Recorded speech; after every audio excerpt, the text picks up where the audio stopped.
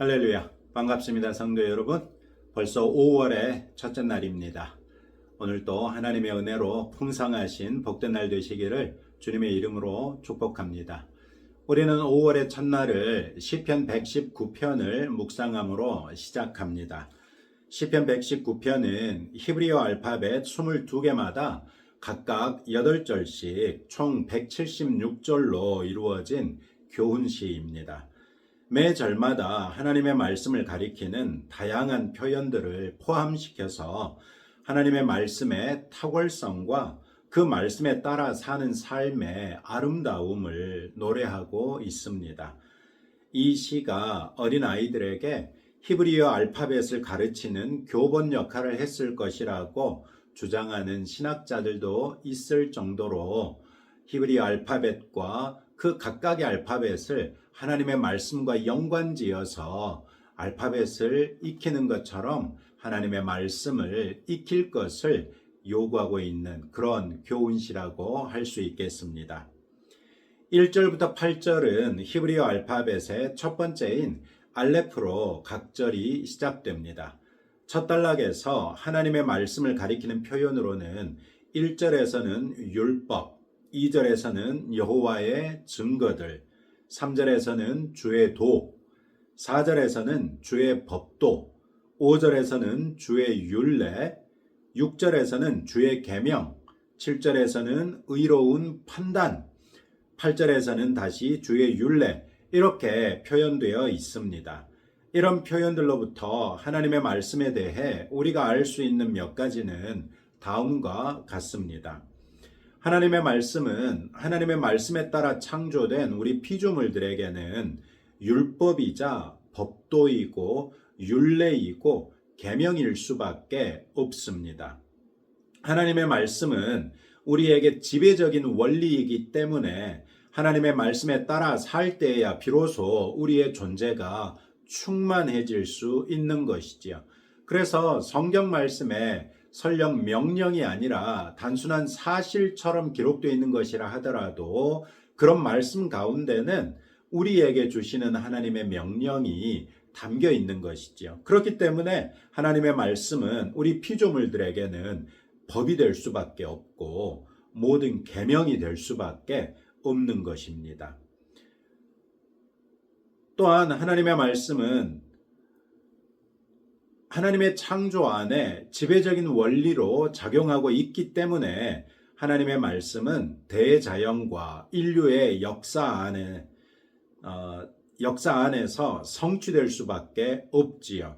그렇기 때문에 그것이 우리에게는 증거가 될 수도 있고요. 역사를 통해서 배운다는 관점에서 하나님의 말씀은 우리에게 의로운 판단이 될 것입니다. 의로운 판단이기 때문에 우리에게는 살 길이 되는 것이기도 하겠지요. 우리가 하나님의 말씀에 따라 살 때 우리의 삶 역시 의로운 삶이 되어 구원을 얻을 수 있게 될 것입니다. 그렇기에 첫 번째 단락에서는 하나님의 말씀에 따라 사는 사람들에게 복이 있다고 하지요. 1절, 2절에서요. 그런가 하면 6절에서는 수치를 당하지 않을 것이라고 말씀하고 있고 8절에서는 하나님께 버림받지 않을 것이라고 보장하고 있습니다. 그렇다고 하면 이런 삶을 사는 사람들은 주께 감사드려야 한다고 7절에서 말씀하고 있지요. 시인은 첫 알파벳에서 인생의 첫 번째로 마음 써야 할 것에 대해서 언급하고 있는데 그것은 여호와의 율법에 따라 행하는 것입니다. 그 결과는 하나님의 복이라고 하지요. 이는 시편 1편의 대주제이기도 했습니다. 복 있는 자는 여호와의 말씀을 주야로 묵상하는 자였다는 것을 우리는 잘 알고 있지 않습니까?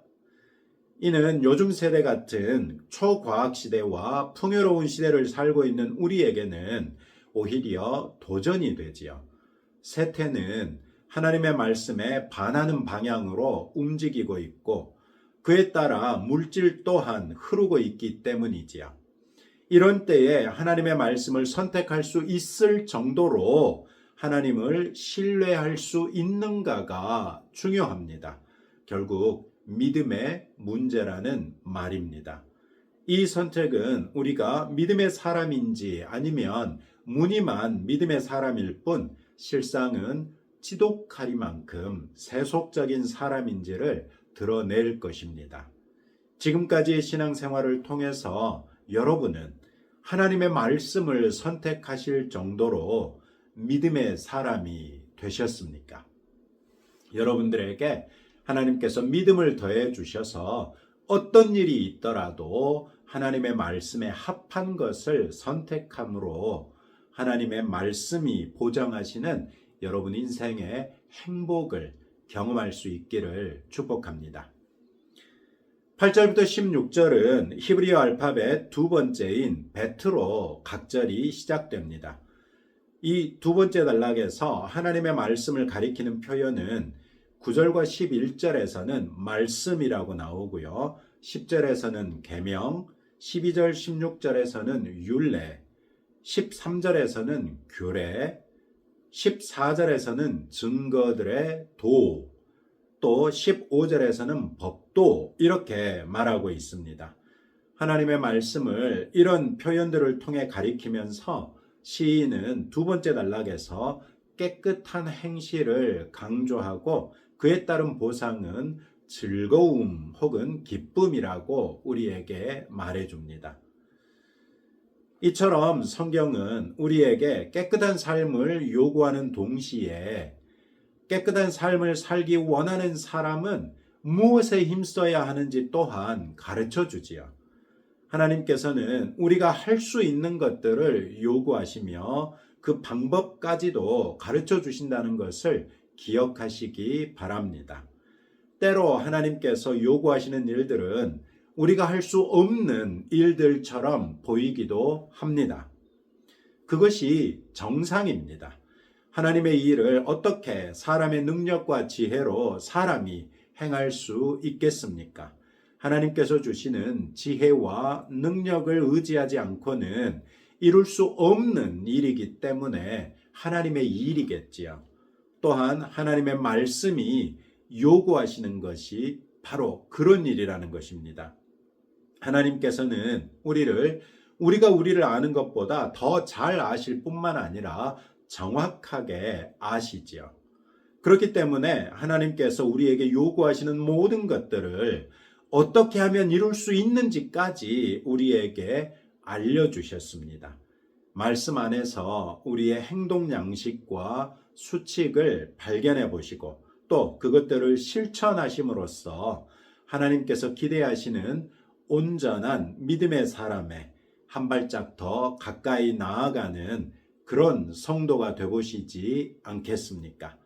오늘은 알레프와 베트로 시작되는 1절부터 16절까지의 말씀을 통해서 첫 번째로는 하나님의 말씀에 따라 사는 인생이 복되다, 행복하다 이렇게 말하고 있고 두 번째로는 하나님께서 우리에게 요구하시는 것은 깨끗한 삶이다. 그러면서 깨끗하게 살기를 원하는 사람은 무엇을 힘써야 하는지 말씀해 주셨습니다.